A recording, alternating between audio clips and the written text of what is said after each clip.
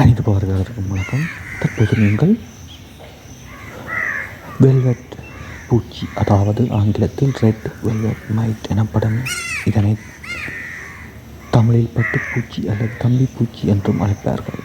இதன் உடல் மிகவும் மென்மையானதும் சிவப்பு நிற வெல்வெட் துணி போன்ற முடிகளால் மூடப்பட்டிருப்பதனால் இப்பெயர் வந்தது. இவை முழு நிறைவுடலியாக பொதுவாக மழைக்காலங்களில் அல்லது மழை பெய்து ஓய்ந்த பிறகு அதிகமாக தரைக்கு மேலே தென்படுகின்றது.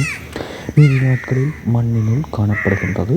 இது மனிதர்களுக்கு எவ்வித தீங்கும் விளைவிக்காத ஒரு பூச்சியாகும்.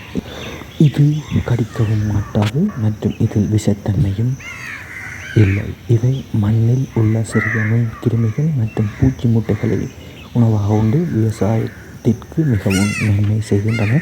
இது பொதுவாக ஓரிரு ஆண்டுகள் வரை உயிர் வாழும். இருப்பினும் இவற்றின் வாழ்நாள் பெரும்போது மண்ணுக்கின் அடியில் கழிகின்றது.